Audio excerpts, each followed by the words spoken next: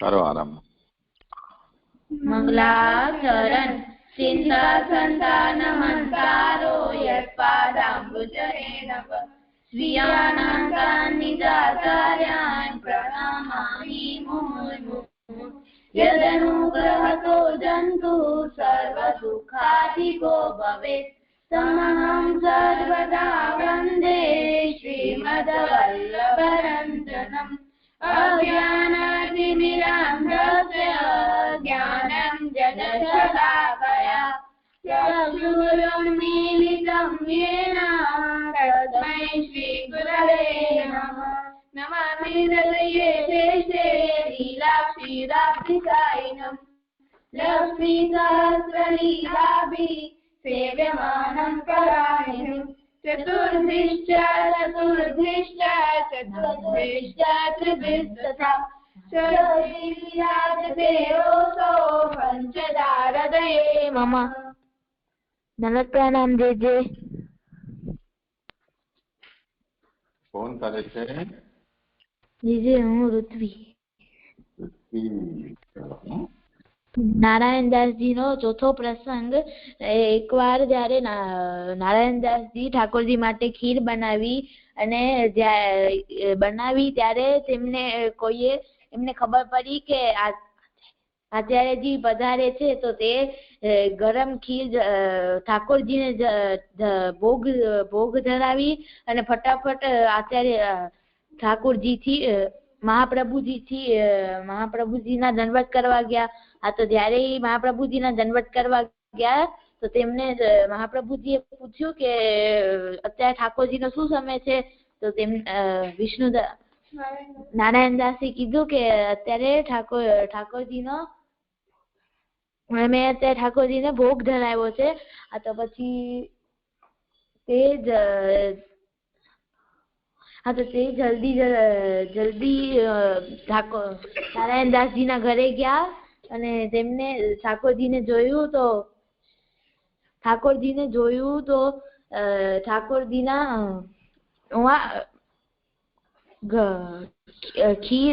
ખીરનો કટોરો પડી ગયો છે અને ઠાકોરજીના હાથ ખીર વાળા છે અને તેમના હોઠ ઉપર ખીર લાગેલી છે. તો તેમને ઠાકોરજીને પૂછ્યું કે આમ કેમ થયું? તો ઠાકોરજીએ કીધું કે નારાયણદાસ મને ગરમ ગરમ ખીર ધરાવી ગયો તો હું લેતો તો મારા ગરમ ખીર હતી એટલે મારા હાથમાંથી ખીર છટકી ગઈ અને મારા ઉપર બધું ઉડ્યું. ને પછી ઠાકોરજી દાજી ગયા અને પછી મહાપ્રભુજીએ જલ્દી બીજી નવી ખીર બનાવી અને એને પંખાથી ઠંડી કરી અને પછી ઠાકોરજીને ભોગ આપ્યો ધર્યો. અને પછી જયારે બારે ગયા તો ઠાકોરજીએ નારાયણદાસજીને કીધું કે તમે આમ કેમ ગરમ ગરમ ખીર ઠાકોરજીને ધરાવી? તો પછી નારાયણદાસજીએ ક્ષમા માંગી.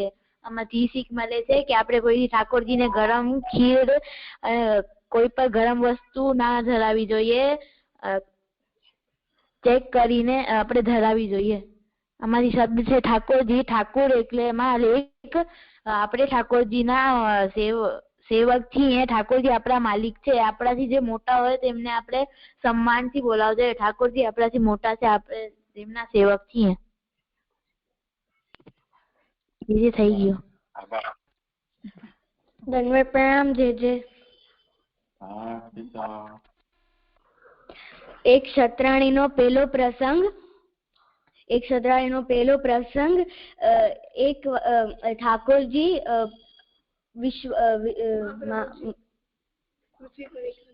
મહાપ્રભુજી પૃથ્વી પરિક્રમા કરતા હતા. તો શ્રી યમુનાજીના તટ ઉપર એક ક્ષત્રાણી હતી. તો એમને ચાર સ્વરૂપ ઠાકોરજીના 4 સ્વરૂપ જોયા.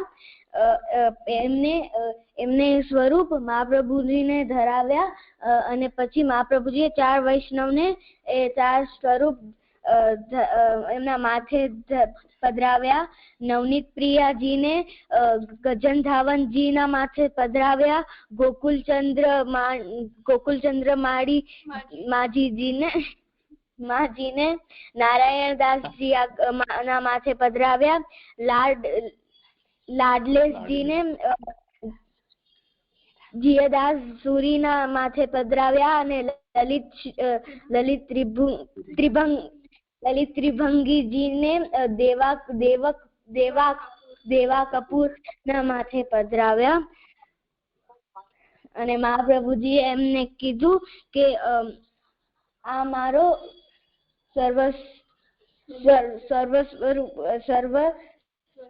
સર્વસ્વ છે, તો તમે આમની સેવા બરાબર કરજો. અગર તમને કાંઈ સેવા ન થાય તો મારા આગળ ઠાકોરજીને પધરાવી દેજો. પછી એમને મહાપ્રભુજીએ એમ 4 વૈષ્ણવને સેવા શીખડાવી કેમ કરાય, અને પછી 4 વૈષ્ણવ એમની સેવા, ઠાકોરજીની સેવા કરતા હતા. આમાંથી શીખ મળે છે કે આપણે ઠાકોરજીની સેવા ન આવડે તો આપણે આપણા ગુરુજીને પધરાવી દેવું જોઈએ. અને આમાંથી શબ્દ છે લલિત ત્રિભંગીજીના એમાં 3 શબ્દ છે. લલિત એટલે સુંદર, ત્રિ એટલે 3, ભંગી એટલે મુદ્રા, ભાગ કા તો અંગ. જેના ત્રણ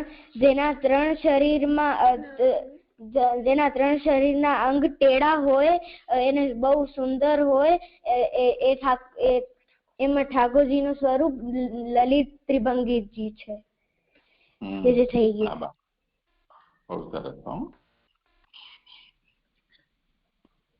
ધન્યવાદ. પ્રણામ દીદી.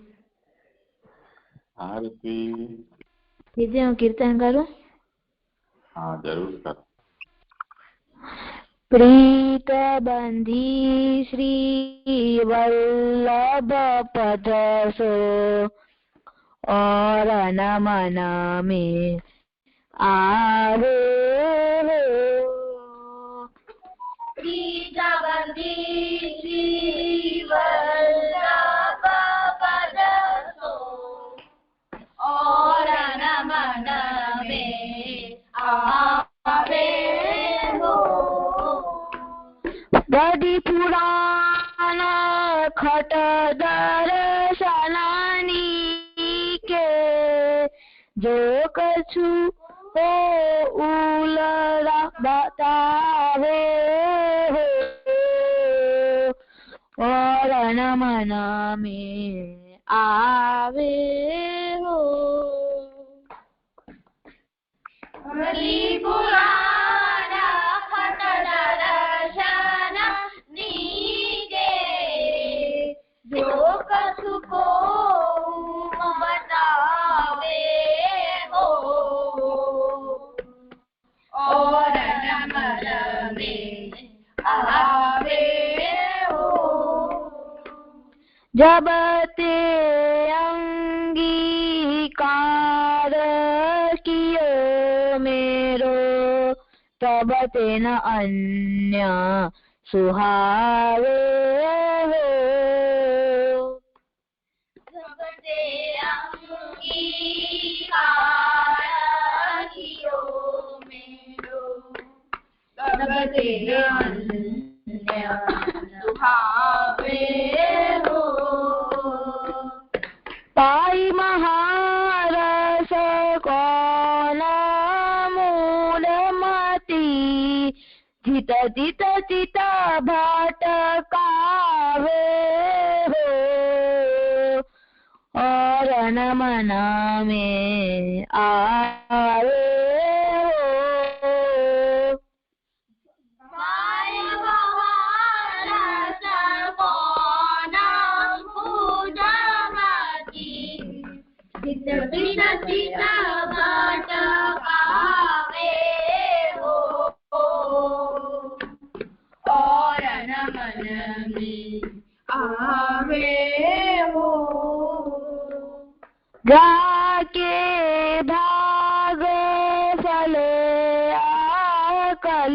में शरण सोई जन पावे हो। जागे भाग भले करी में शरण सोई जन पावे हो। नंद नंदन को निज सेवक करी जगत परिपाल बहावे और नमन में आवे हो। नंदन को निज सेवक करी जगत परिपाल बहावे हो और नमन में आवे हो। जिनको करो भूल मन शंका निश्चय करी श्रुति गावे हो। जिनको करो भूल मन शंका निश्चय कर श्रुति गावे हो। रसिक सदा फल रूप मणि के संग उलरावे और नमन में आवे हो। रसिक सदा फल रूप मणि के लेऊ संग उलरावे हो और नमन में आवे हो।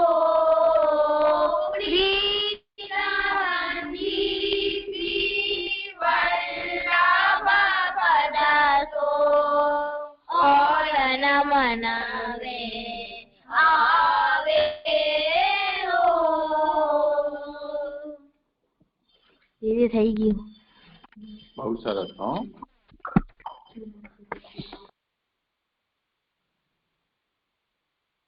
ભક્તિ.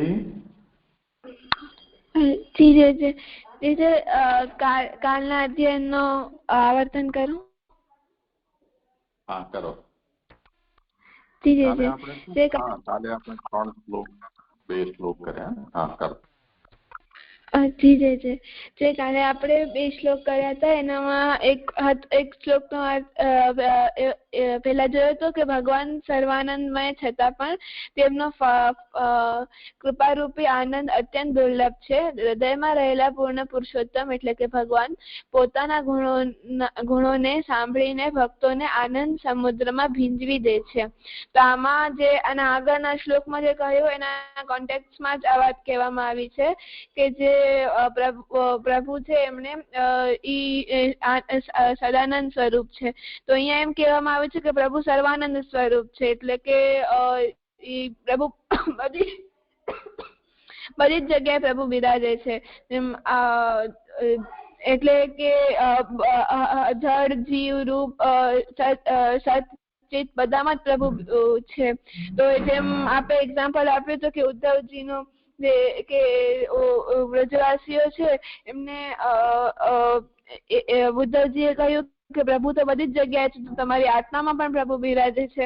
તો એ કોન્ટેક્સ્ટમાં જે પ્રભુ બધી જ જગ્યાએ છે એ એમ કહેવામાં આવે છે કે તો જે પ્રભુ છે એ તો સદાનંદ છે એટલે કે બધી જ જગ્યાએ છે. અને જે એના આગળ પછી કહેવામાં આવે છે કે સાધન અને ફળની દૃષ્ટિથી અહીંયા સમજાવવામાં આવ્યું છે. એટલે કે આના આગળ જે વાત કરી છે એ રસશાસ્ત્રના ટર્મિનોલોજીથી કહેવામાં આવી છે કે જે પ્રભુ છે, જે ભક્ત છે એને ક્લેશ થાય છે, તો ભક્તનો ક્લેશ પ્રભુ સહન નથી કરી શકતા, તેથી એને દર્શન આપે છે. એટલે કે અને ઈ જ વાત અહીંયા સમજાવવામાં આવી છે કે જે પ્રભુનો જે પ્રાકટ્ય છે, જે આના પહેલાના શ્લોકમાં કહ્યું, તે કૃપા વગર સિદ્ધ ન થાય. કૃપામાં ભક્તનો જે ક્લેશ છે તે ઉદ્દીપન વિભાવનું કામ કરે છે. તો ભક્તના ક્લેશને જોઈને ભગવાન કૃપાયુક્ત થાય છે. કૃપાયુક્ત થઈને જે સર્વાનંદ ભગવાન છે તે કૃપાનંદ આપે છે. એટલે કે પ્રભુ બધી જગ્યાએ છે. તો જેમ ઉદ્ધવજીએ કહ્યું કે આત્મામાં પણ પ્રભુ બિરાજે છે, તો જે હૃદયમાં પ્રભુ બિરાજે છે એ બહાર પ્રકટ થાય છે જે કૃપા કરીને. તો સર્વાનંદ બધાને મળેલા છે, પણ કૃપાનંદ છે તે દુર્લભમાં પણ દુર્લભ છે. એટલે કે જે સદાનંદ સ્વરૂપ છે એ ઠાકોરજીના હૃદયમાં છે, જે ભક્ત છે એના હૃદયમાં છે, અને ભક્તની જ અભિલાષા છે કે પ્રભુ એ બારે પ્રકટ થાય, જેને હૃદયમાંથી બારે પ્રકટ થાય અને એને દર્શન આપે. તો પ્રભુ કૃપા કરીને એવી રીતે કૃપાયુક્ત થઈને કૃપાનંદ સ્વરૂપનો દર્શન આપે છે. તો એને જે સર્વાનંદ છે એ તો બધાને મળેલા જ છે, એટલે કે બધાના હૃદયમાં તો પ્રભુ બિરાજે જ છે. કૃપાનંદ છે એ દુર્લભમાં પણ દુર્લભ છે, એટલે કે ભક્તને અત્યંત ક્લેશ થાય છે, તો પ્રભુ કૃપાયુક્ત થઈ અને એને દર્શન આપે છે. તો જે કૃપાનંદ સ્વરૂપ છે પ્રભુનો એ બહુ જ દુર્લભ છે, રેરમાં પણ રેર.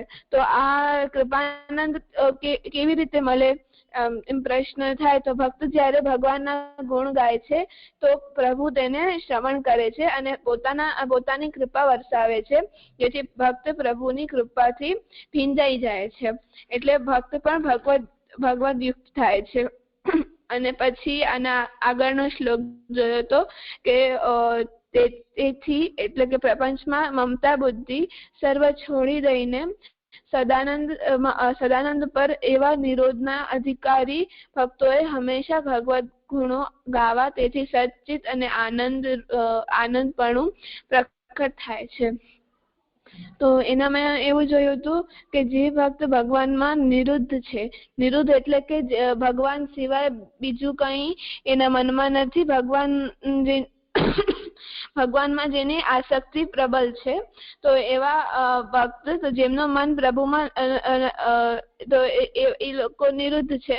તો એવા ભક્તોને તો જે આગળ જે શ્લોક કયા એ બધું મળી ગયું છે, પણ જેમનો મન પ્રભુમાં નથી લાગ્યો પ્રેમને કારણે, તો જેમનો મન પ્રભુમાં નથી લાગ્યો તો પ્રેમને કારણે તો આ બધું આમ એમનું છૂટી જશે. એટલે કે જે એમનો મન છે, જે ભક્તો એમનો હજી મન હજી નિરુદ્ધ નથી થયા, એટલે એ ભગવાનમાં નિરુદ્ધ નથી થયા, એટલે કે ભગવાન સિવાય બીજા કોઈમાં મન એમનો હજી લાગેલો છે. તો હવે નિરોધનો મતલબ તો એમ કહ્યો છે કે પ્રપંચ વિસ્મૃતિપૂર્વક ભગવદ આસક્તિ. તો જે પ્રપંચ છે એનામાં લાગેલો છે, તો અગર પ્રેમ ભક્તિ અગર સ્નેહ છે એ વધશે ભક્તમાં, તો જેનામાં પ્રપંચમાં અટકાયેલો છે એ નથી છૂટો થઈ જશે, એનાથી છૂટી જશે. તો પ્રપંચ વિસ્મૃતિપૂર્વક ભગવદ આસક્તિ, એમાં પ્રપંચ ભૂલાવા ઉપર અહીંયા ભાર નથી દેવામાં આવ્યો, ભગવત પ્રેમને વધારવા માટે અહીંયા એના પર વધારે ભાર દેવામાં આવ્યું છે. એ ભગવત પ્રેમને વધારવાનું કહ્યું છે. તો ભગવત પ્રેમ વધશે તો પ્રપંચ આપોઆપ ભૂલાઈ જશે, પોતાની રીતે જ ભૂલાઈ જશે. કેમ કે આપણો મનને કોઈ વિષય મળી જશે તો એ બીજી જગ્યાએ ભટકાશે નહીં. અગર એને ભગવત પ્રેમ મળી જશે, અગર એ એક વસ્તુમાં અટકાઈ જશે તો એ બીજી જગ્યાએ ભટકાશે નહીં. તો આ અવસ્થા એની છે જેને સાધન નિરોધ કહેવાય છે. તો સાધન નિરોધ એટલે કે ભગવાનમાં મન આસક્ત કરવાના ઉપાયો. તો એ બે પ્રકારના કયા છે, એક ત્યાગાત્મક અને એક અનુષ્ઠાનાત્મક. તો જે ત્યાગાત્મક અહીંયા ઉપાય એ છે કે અન્યમાં આસક્તિ, અન્યમાં જે વ્યાવૃત્તિનો ત્યાગ, અને અનુષ્ઠાત્મક ઉપાય છે કે ભગવત ગુણગાન કરવાનો. તો આ ઉપાયથી આ ઉપાય કરવાથી શું થશે એમ પ્રશ્ન થાય તો એનો ઉત્તરમાં એમ કહ્યું છે કે એવું કરવાથી સચ્ચિત આનંદતા થાય છે, એટલે કે ભક્ત ભગવતકૃત થાય છે, ભગવતમય બને છે. ભક્તની અંદર જે ભગવાનના જે ગુણધર્મો છે એ તિરોહિત છે, પણ ભગવાન ત્યારે તેને પ્રકટ કરી દે છે. તો જેમ આપણે એક્ઝામ્પલ આપ્યું હતું કે ઉદ્ધવજી અને વ્રજવાસીઓનું, તો ઉદ્ધવજી વ્રજવાસીઓને સમજાવવા ગયા હતા, પણ જે વ્રજવાસીઓ હતા એ ભગવતમય હતા, ભગવતકૃત હતા. તો ઉદ્ધવજી એમના સાથે રહીને એ પણ ભગવતકૃત થઈ ગયા. તો આ વાતને આપણે એમ સમજી શકીએ. તેથી મને એવું સમજાયું હતું. હા, સુંદર. ઓર કોઈને કંઈ કહેવું છે?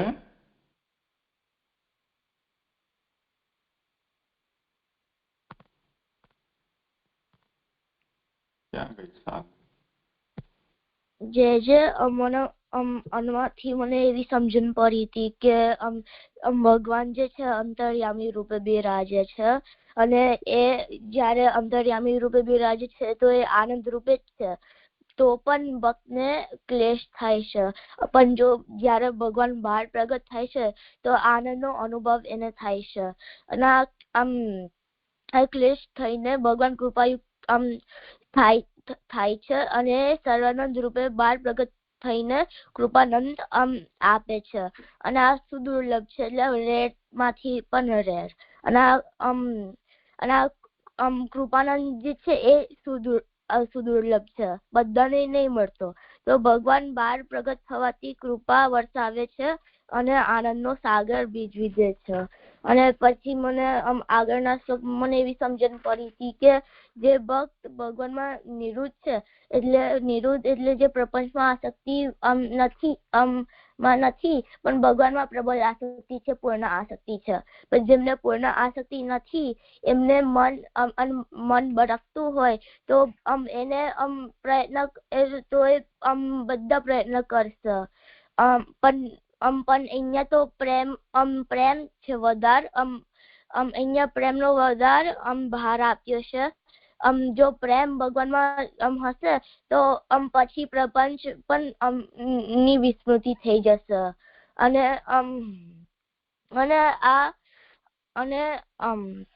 એટલે પહેલા પ્રયત્ન કરવું પડે, પછી ગમતું થઈ જાય ત્યારે આસક્તિ આવી જશે. અને આ અવસ્થા સાધન નિરોધ કહેવાય છે, એટલે નિરોધ થવાનું સાધન. અને પેલું ઉપાય કીધું છે કે સર્વનો પરિત્યાગ, તો આ ત્યાગાત્મક થયું. અને બીજું કીધું છે કે ભગવાનના ગુણગાનો ગાવ, એટલે આ અનુષ્ઠાનાત્મક થયું. અને ભગવાન સચ્ચિદાનંદ છે, અને પહેલાના ઉપાયોથી આપનામાં સચ્ચિત આનંદ પ્રગટ થાય છે, એટલે આપણે પણ સચ્ચિદાનંદ થઈ જઈએ છે. અને પણ આ ખાલી કૃપાથી જ થાય છે, મને એવી સમજણ પડી હતી જે છે. હા, બહુ સરસ.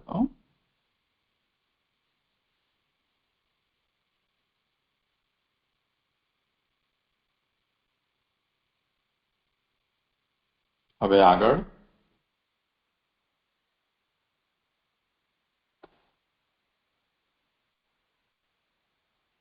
ક્યાં ગયા બધા?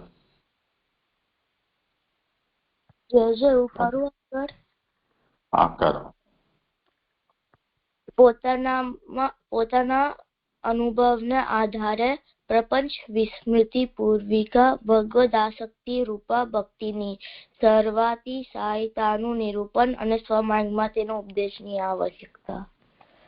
અહમ નિરુદ્ધો રોધેન નિરોધ પદવિંગતઃ નિરોધાનામ તો રોધાય નિરોધમ વર્ણયામિત. અર્થ: હું નિરોધ વડે નિરુદ્ધ છું અને નિરોધ પદવીને પામેલ છું. જે નિરોધના અધિકારી છે તેના નિરોધને માટે આ નિરોધ તને તારી સન્મુખ વર્ણન કરું છું. એટલે મને એવી સમજણ પડી કે અહીંયા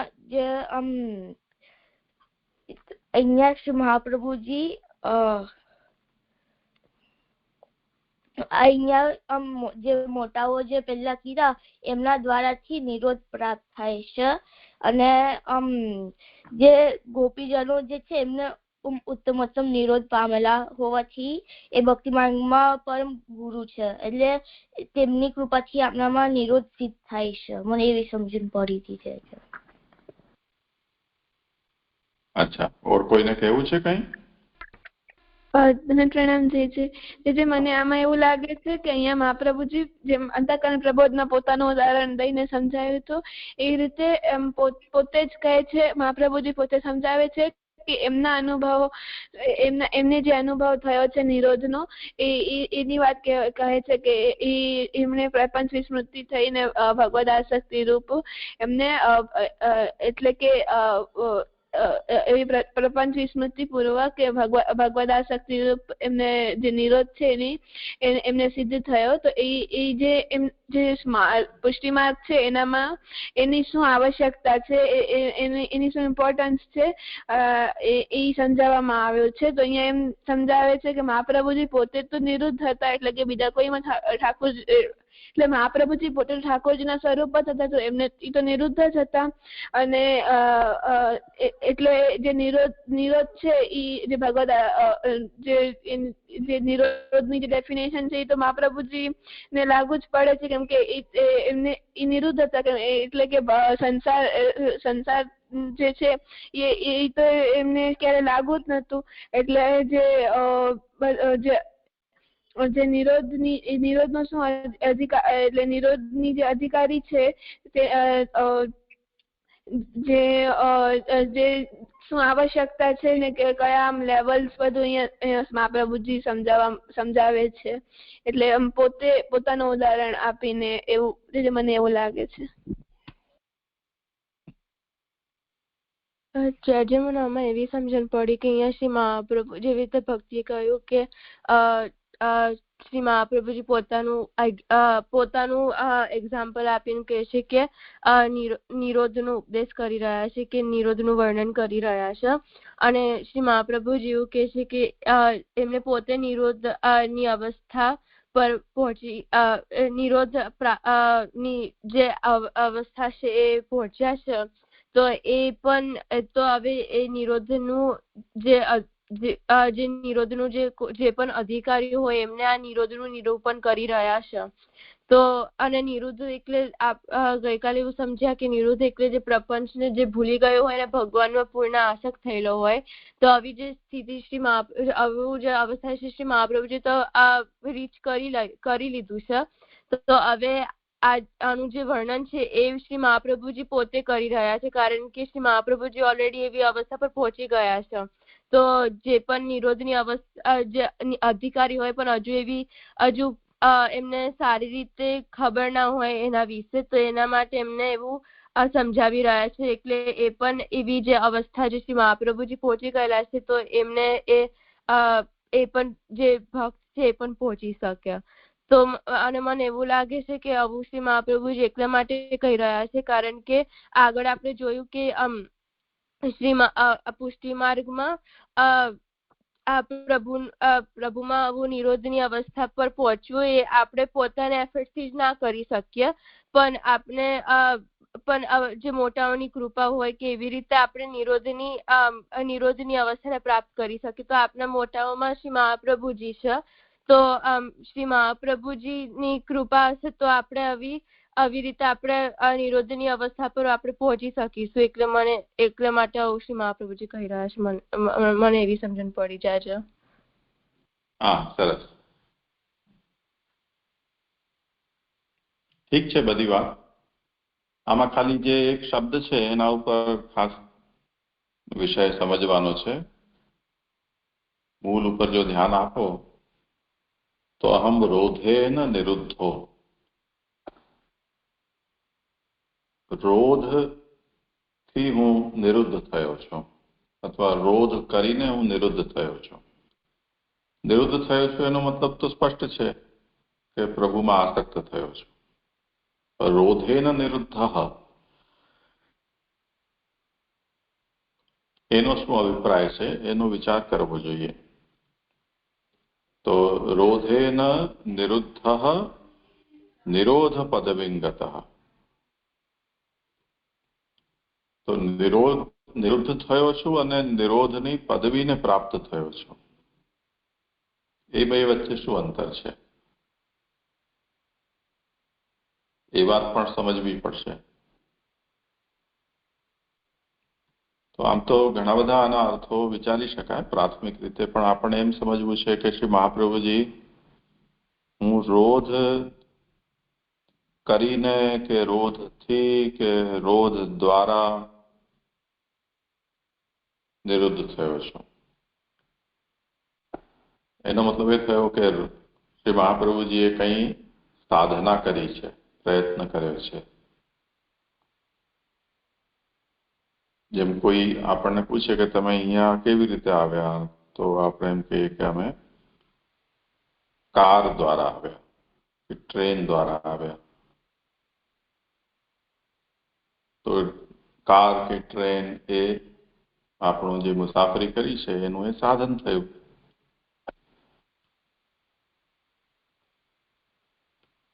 એવી રીતે રોધેન નિરુદ્ધ, રોધ દ્વારા કે રોધથી અથવા રોધ કરીને હું નિરુદ્ધ થયો છું. તો શ્રી મહાપ્રભુજી એ શું એવું કર્યું કે જેનાથી નિરુદ્ધ થયા, એટલે આસક્ત થયા? તો રોધ જે છે એને એક મતલબ એનો એ થાય છે કે એક શબ્દ તમને કહું છું, કંઠાવરોધ. કંઠ એટલે ગળું, અવરોધ એટલે રૂકાવટ. તો ઘણી વખત જેમાં ભક્તિને બારે માસ આ સમસ્યા રહે છે, ક્યાંક પણ બોલવા જાય તો એને ગલામાં કંઈક ખીચખીચ થયા કરે, એટલે ખાંસી આવે, એટલે બોલતી હોય તો અટકી જાય, તો ખોંખો ખોંખો કરીને હજુ પાછું બોલી શકે. તો એક રૂકાવટ છે રોધ એટલે. તો ભગવાનમાં ઘણી વખતે એવું થતું હોય કે ભક્ત ભગવાન તરફ જતો હોય, પરંતુ એને કોઈક રોકતું હોય. તો રૂકાવટ કોઈ બીજા તરફથી હોય. એનું ઉદાહરણ આપણે લઈએ તો ઠાકોરજીએ જે વખતે વેણુનાદ કર્યો અને ગોપીજનો ફરીથી જવા નીકળતા હતા, એવામાં એક ગોપી છે એને એમના પરિવારજનોએ રોકી દીધી કે અત્યારે નથી જવું. તો એ અવરુદ્ધ થઈ, રૂકાવટ આવી ગઈ. તો એ તો જવા માંગતી હતી, પરંતુ રૂકાવટ કોઈ બીજા તરફથી આવી.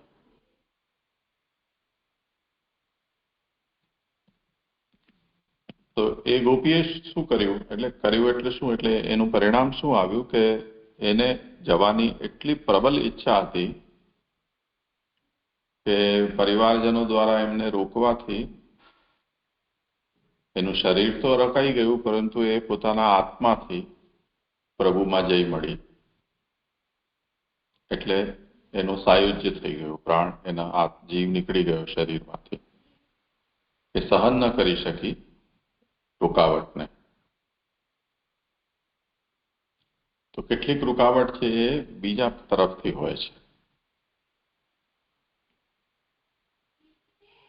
કેટલીક રૂકાવટ એ પ્રકારની છે કે જે આપણને મનુષ્યના પોતાના ભીતર કોઈક એવા પ્રકારના ભાવો હોય કે જે ભાવને કારણે પ્રભુમાં મન ન લગાવી શકતું હોય. એક ક્ષણ.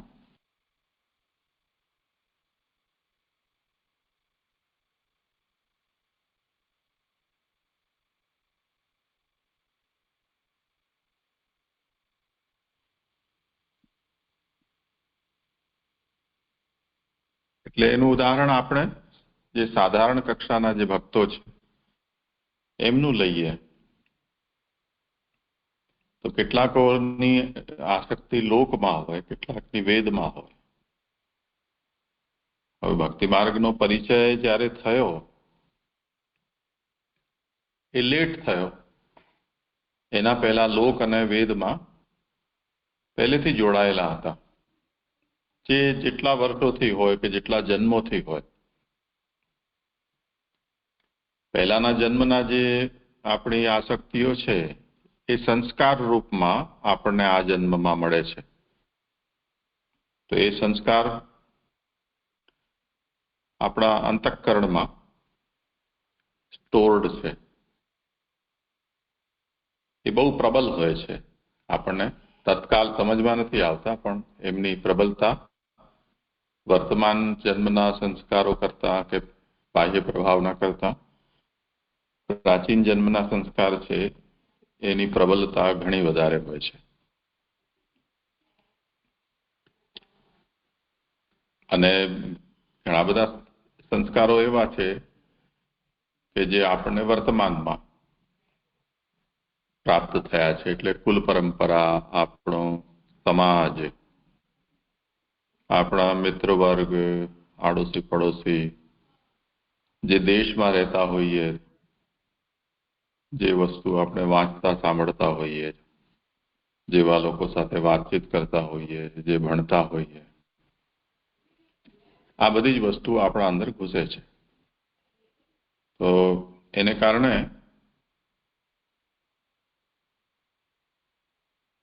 આપણું મન છે એ બધા તરફ જાય છે, અથવા મનની અંદર એ બધું ભરાયેલું રહે છે. તો ભલે કદાચ રુચિથી મન એમાં ન પણ જતું હોય, પણ જે વસ્તુ મનમાં આવી એ તો મનમાં ઘૂસી જ ગઈ, એટલે એટલી સ્પેસ તો એ ઓક્યુપાય કરે જ કરે છે. એ સ્પેસ ઓક્યુપાય કરે એનાથી શું થાય કે ઇન્ટરનલ જે પ્રોસેસ છે એ જેટલું અંદર પડેલું હોય એના અંદર એ પ્રોસેસમાં એ મનને લાગવું જ પડે જ્યારે ત્યારે. એટલે કોન્શિયસલી તમે કોઈ વસ્તુમાં ધ્યાન આપવાનો પ્રયત્ન કરતા હો, પણ અત્યાર સુધી જે પણ આપણા એક્સપિરિયન્સ છે કે જેટલું પણ મનમાં ગયું છે એ બધું મનની અંદર ભરેલું છે. તો એ બેકલોગ છે એમાં એટલે બેકએન્ડ પ્રોસેસમાં મન છે એ એના અંદર પણ લાગે છે. એટલે એક ક્ષણ આપણે આમ એકદમ સ્વસ્થ થઈને અને ચલો સાંભળીએ છીએ શું કીધું એમ. બીજી ક્ષણમાં જ્યારે સામેવાળો વ્યક્તિ કંઈ પોઝ લે છે એટલી વારમાં મન નવરું પડે તો ફરી પાછું અંદર જે ઘૂસેલું છે એનું ચિંતન કરતો થઈ જાય, અથવા આજુબાજુ જે ચાલતું હોય એમાં એનું મન એ જતું રહે.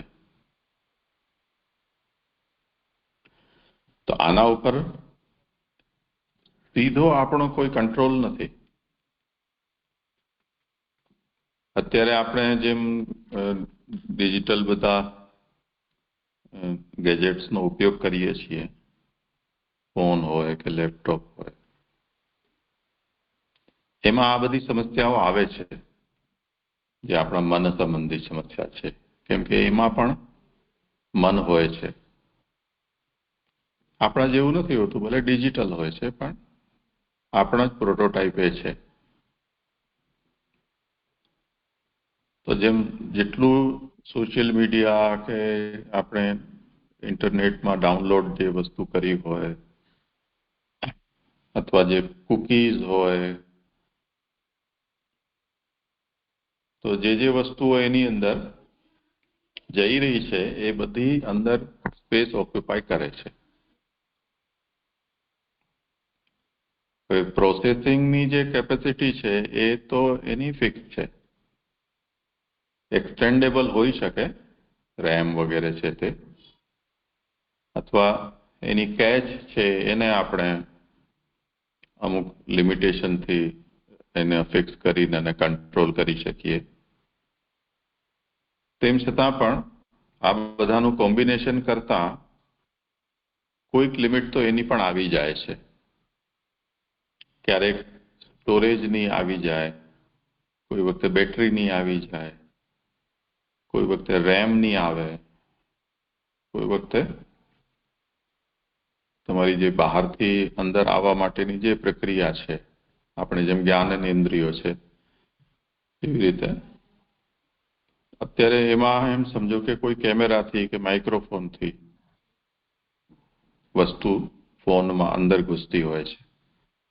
કેટલીક વસ્તુઓને આપણે કેબલથી કનેક્ટ કરીને એને અંદર ઘુસાવી દેતા હોઈએ છીએ, બ્લ્યુટૂથ દ્વારા કે એ રીતે પણ આની અંદર આપણે વસ્તુઓને ઘુસાવી શકીએ છીએ. તો આ બધા એના જ્ઞાનેન્દ્રિયના પ્રકારો છે જે ઓલમોસ્ટ આપણા પેરેલલ હોય છે.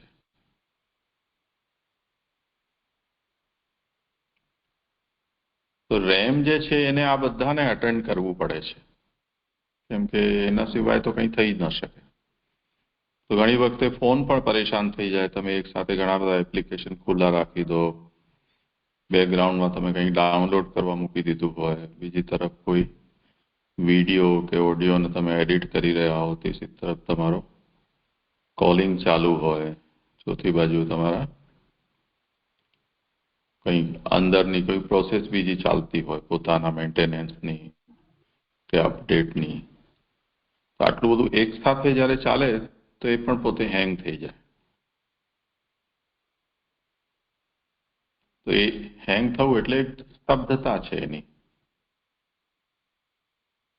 એ જાતની સ્તબ્ધતા ભક્તની અંદર પણ આવતી હોય છે, કેમ કે એને પણ ચારે બાજુથી આટલી બધી ઉપાધિઓમાં છે.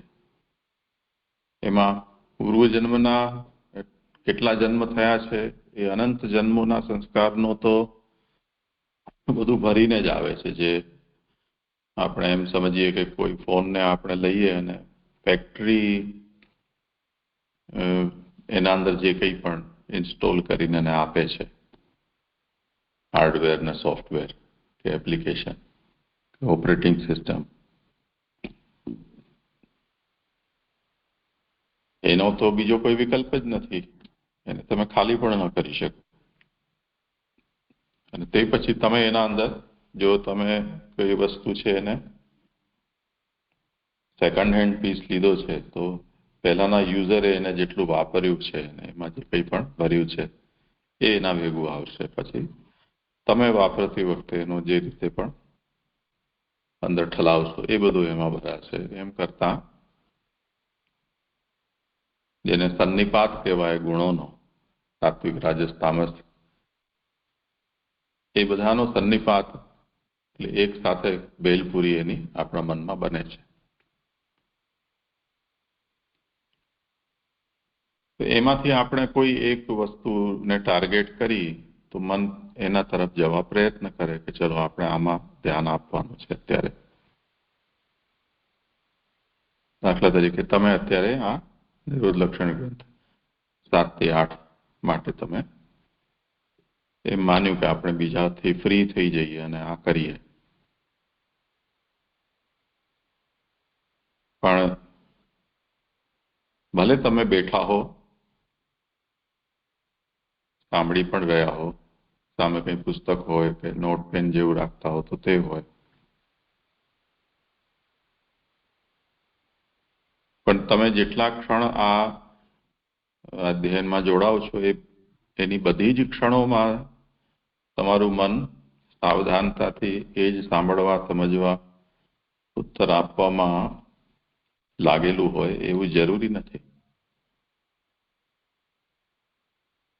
એટલે ઘણી બધી વખતે આપણે કોઈ વાત સાંભળીએ છીએ પણ વચ્ચે અમુક શબ્દો આપણા છૂટી જાય સાંભળવાના, સમજવાના.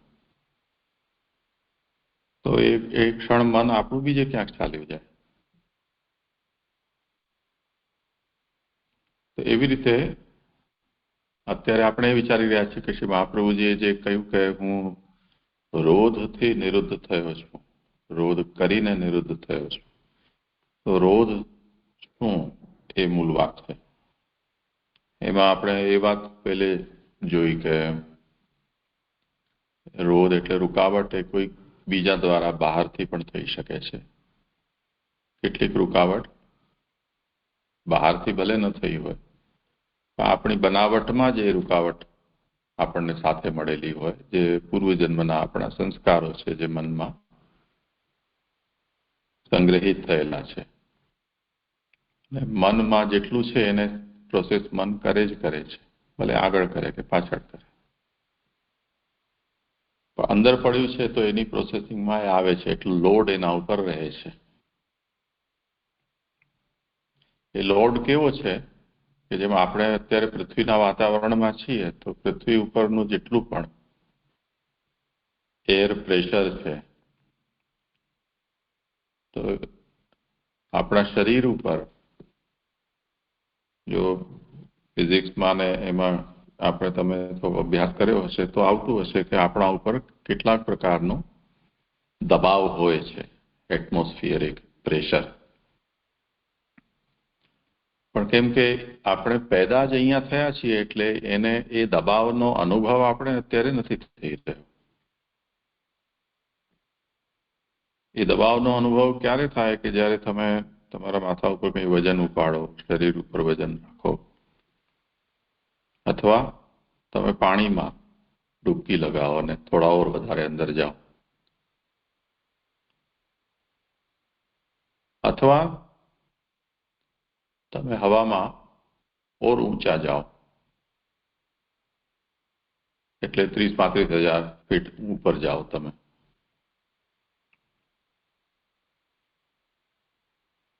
તો તમને દબાણનો ખબર પડે કે તમારું કેટલું દબાણ વધ્યું અને કેટલું ઓછું થયું. નહીં તો એ દબાવ જેને અંદર આપણે પેદા થયા છીએ એ દબાવનો આપણને અનુભવ નથી કરતા. એ જ વસ્તુ છે મનના વિષયમાં પણ છે કે અનંત જન્મોની વાસનાઓ કે સંસ્કારો લઈને આપણે પેદા થઈએ છીએ. એ સંસ્કારોનો આપણને બોજો મનને નથી અનુભવાતો જ્યાં સુધી એ સંસ્કારો પ્રબલ ન થાય. ક્યારે થાય ને શેનાથી થાય એ એના ઉપર આપણો કોઈ કંટ્રોલ નથી. તો જે આસક્તિ આપણે પ્રભુ તરફ વાળવાનો પ્રયત્ન કરી રહ્યા છીએ એમાં આ બધાનું વજન આસક્તિમાં આપણા પાછું મન ઉપર લટકેલું છે. એટલે મનને એ તરફ વળવા માટે બહુ જોર કરવું પડે છે. જ્યાં સુધી એ ખાલી ન થાય, વજન ઓછું ન થાય, હળવું ન થાય, ત્યાં સુધી આપણને અઘરું પડે. તમે એવા વાહનો જોતા હશો કે જે પહાડી પ્રદેશમાં ઊંચાણવાળા રોડમાં એ વાહનો જતા હોય લોડ ભરેલા, તો એના ઇન્જન ઉપર એટલું બધું લોડ આવે, ચડતી વખતે ઘો ઘો ઘો ઘો અવાજ આવે. કેટલીક વખતે કોઈ ઓર વાહન એમને ખેંચવા માટે રાખવું પડે. અહીંયા કચ્છમાં તમે જોતા હશો કે નારાયણ સરોવર વિંજાણ બેઠક જે આપણે જઈએ એ રસ્તા ઉપર ઘણી બધી પવનચક્કીઓ લાગેલી છે. એ પવનચક્કીની પાંખ ને એ બધા તો બહુ એટલું વજન નથી હોતું, પણ એના અંદર જે જનરેટર લાગે છે એ બહુ જ વજનવાળું હોય છે. તો જ્યાં પણ નદીનો ઢાળ આવે ને ચડવાનું આવે તો એ ટ્રકો છે જે ઉપાડીને લઈ જાય છે એને ખેંચી ન શકે, તો એ ખેંચવા માટે અલગ વાહન રાખવું પડે. એવી રીતે મનને પણ આટલું વજન ભરાયેલું હોય તો પ્રભુ તરફ વળવામાં જોર પડે. યા તો તમે કોઈ એવું પુલિંગ ડિવાઇસ હોય કે જે તમને મનને ત્યાં ખેંચી લઈ જઈ શકે. જેમ અહીંયા મહતાંગ કૃપયા એમ કહ્યું છે, મહત્પુરુષોની કૃપા એ પુલિંગ ડિવાઇસ છે. તો આપણો જે પ્રયત્ન છે એ આપણા તરફથી ચાલુ હોય ને સામેથી બીજું કોઈ ખેંચે પણ તો પ્રભુમાં એ મન જલ્દી લાગે. બીજો ઉપાય છે એના સાથેનો કેમ કે જોર તો ખેંચવા વાળાને પણ પડે છે, એને પોતાનું જતું કરીને બીજા માટે મજૂરી કરવી પડે છે. તો એમાં આપણે સહાયતા કેવી રીતે કરી શકીએ કે તમે તમારું વજન ઓછું કરો તો સામેવાળાને સરળતા થઈ જાય. વજન ઓછું કરવાનો ઉપાય શું? તો એ જ જે મનની અંદર આપણી જેટલી પણ અન્ય આસક્તિ છે, લોકાસક્તિ છે કે વેદાસક્તિ છે, એને જો આપણે ઓછી કરી શકીએ તો મનને ઘણું બધું રિલીફ મળી જાય. પછી તો જે પૂર્વજન્મના ને વર્તમાન જન્મના કર્મો, એ કર્મને કારણે જે કંઈ પણ આપણી સદસદ વાસનાઓ છે પાપ પુણ્યના રૂપમાં એ રહે છે. એના ઉપાય, એને ઓછું કરવાના કે શુદ્ધ કરવાના ચિત્તને, એ ઘણા બધા ઉપાયો છે. ભક્તિ માર્ગીય, કર્મ માર્ગીય, જ્ઞાન માર્ગીય બધા છે. એ યથાયોગ્ય સાથે સાથે यदि કરવામાં આવે, આપણે ત્યાં જેમ વિવેક ધૈર્યાશ્રય કહ્યું છે તેના રૂપમાં, તો એનાથી મન છે હલકું થઈ જાય. જો હલકું રહી જાય અને સાફ થઈ જાય તો એને પ્રભુ તરફ વળવામાં સરળતા થઈ જાય.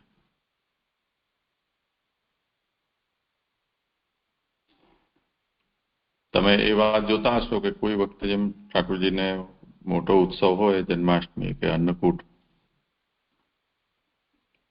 તે વખતે આપણે બધા જ સેવામાં હોઈએ.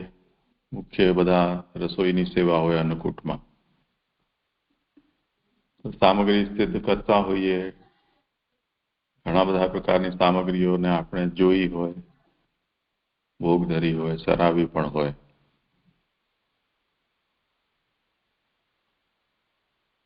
તો એટલી બધી સામગ્રીઓને જોયા પછી એ મહાપ્રસાદ જ્યારે સામે આવે તે વખતે બધાને એક તો થાક પણ હોય અને સમય પણ રોજના હિસાબથી એનો વિલંબ થઈ ગયો હોય. તો જે આપણો સ્વાભાવિક સમય પેટમાં ભૂખ લાગતી હોય એ લાગીને ક્યારની જતી રહી હોય,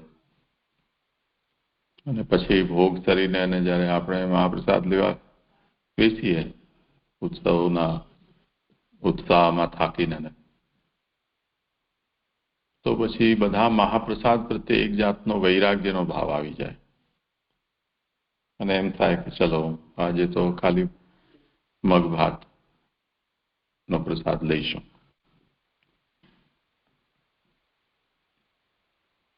તો એકદમથી મનમાં જે વસ્તુ હોય એ બધી એક તરફથી સરકીને ચાલી ગઈ. કોઈક વખતે જે નવરો બેઠો હોય એકદમ ઠાઠથી જેણે પિલકાયત બનીને સેવા કરી હોય, ખાલી આરતી ઉતારી હોય,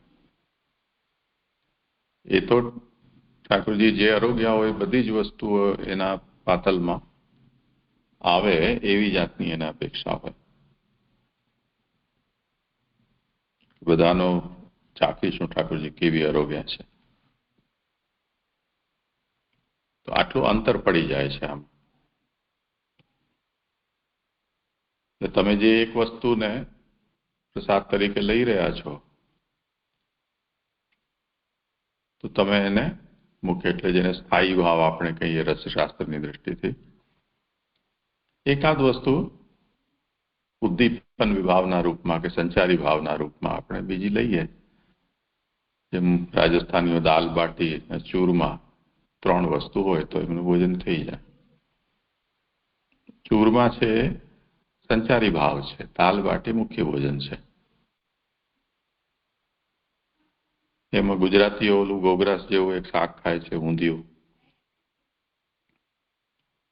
તો એની અંદર મેથીના મુઠિયા છે એ ઉદ્દીપકનું કામ કરે, અથવા ગોળ છે નાખતા હોય તો, એ ચાસણી નાખતા હોય કે મધ નાખતા હોય, જે કંઈ પણ નાખતા હોય તો એ ઉદ્દીપકનું કામ કરે. સ્થાયી ભાવ તરીકે વિવિધ પ્રકારના મસાલા ભરેલા શાક છે, જે વધ્યા ઘટ્યા હોય, જે એમાં નાખ્યા હોય, એનાથી એ પેટ ભરે.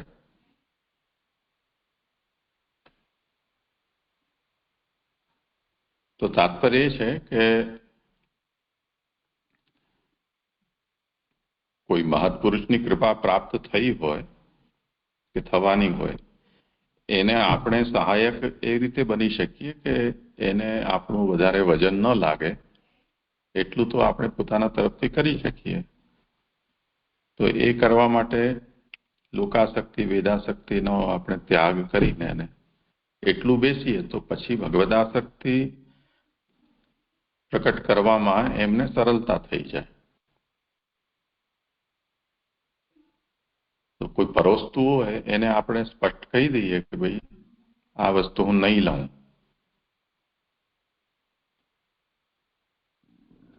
હવે શું લેશો એનો નિશ્ચય તમને ન થતો હોય તો કઈ વાંધો નહીં. જે વસ્તુ તમે નથી જમવા માંગતા કે પ્રસાદ તરીકે લેવા નથી માંગતા એનો જો તમે નિર્ણય આપી દો તો પણ સામેવાળાનું ઘણું બધું કામ હળવું થઈ ગયું ને. એવી રીતે લોકાસક્તિ કે વેદાસક્તિથી આપણે મુક્ત થયા હોઈએ તો ભગવદાસક્તિમાં લગાવવું એ સરળ થઈ જાય છે. તો શ્રી મહાપ્રભુજી બંને રીતે અહીંયા આજ્ઞા કરી રહ્યા છે. અહમ નિરુદ્ધો રોધે. મહાપ્રભુજીને લોકાસક્તિ કે વેદાસક્તિનો કોઈ પ્રસંગ જ નથી. હવે મહાપ્રભુજીનો અહીંયા કઈ જાતનો નિરોધ છે કે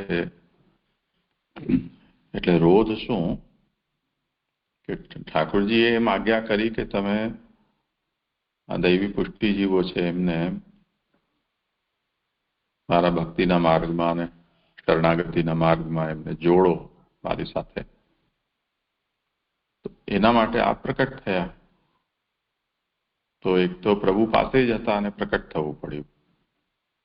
એક તો પ્રભુએ કહેલું કામ કરવું આપણા જેવા લોકો માટે એમાં પ્રભુની નિકટતાને છોડવી પડી અને પારકી ઉપાધિ મહાપ્રભુજીને સ્વીકારવી પડી. તો જેટલી પારકી ઉપાધિ શ્રી મહાપ્રભુજી કરી રહ્યા છે એને કારણે એમને એમ તો થાય ને કે હું મારું બધું જઈ રહ્યું છે, બીજાના માટે હું આ બધું કરું છું. એમ આને લોકોપકાર કહેવાય છે કે ભક્તનો લોકોપકારમાં જે સાધારણ લોકોની વાત નથી પણ ભક્તો જે છે એ લોકો શુદ્ધ ભક્તના રૂપમાં તો છે નહીં કે એમને રસ્તો બતાવો અને કામ પૂરું. એ લોકો પણ કલિદોષથી ઘેરાયેલા છે. એ લોકોની પણ અન્ય માર્ગમાં આસક્તિ છે, અન્ય સિદ્ધાંતોમાં એ લોકો ભ્રમિત થયેલા છે. તો એમના અંદર આ બધી જાગૃતિ લાવવા માટે, એમના અંદર ભરાયેલું ભૂસું દૂર કરવા માટે અન્ય જગ્યાએ એમને સિદ્ધાંતો ગળે ઉતરી ગયા છે એનું ખંડન કરવું, આ વાત સમજાવવી, એમાં દુનિયાભરના પ્રપંચ શ્રી મહાપ્રભુજીને કરવા જ પડ્યા. માયાવાદીઓ સાથે વાદ કરવા પડ્યા, આટલા બધા વાદ ગ્રંથો લખવા પડ્યા, આટલું બધું પર્યટન કરવું પડ્યું.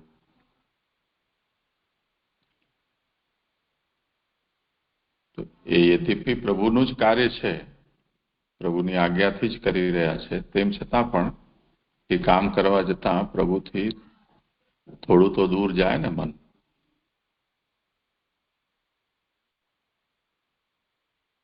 જેમાં અડેલની એક ડોસી છે એની કથા આવે છે કે બધાના સાથે લડાઈ ઝઘડા કરતી રહેતી, એટલે પછી બધાએ થાકીને શ્રી મહાપ્રભુજીને ફરિયાદ કરી કે આ ડોસીનું કંઈક કરો.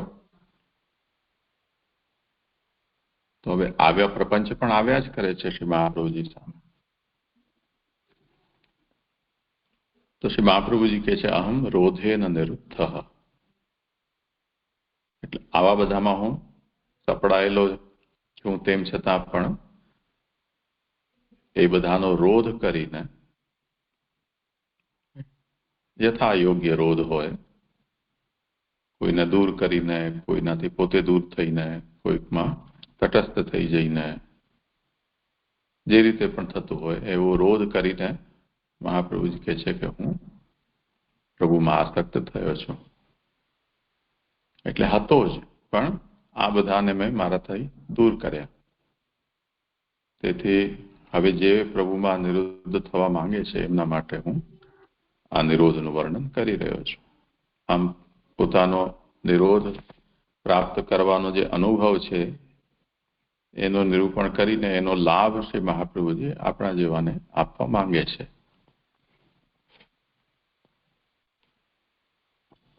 આ રીતે અહીંયા આ વિષય છે. ઠીક છે, આજે સમય થયો છે, ચર્ચા આપણે કાલે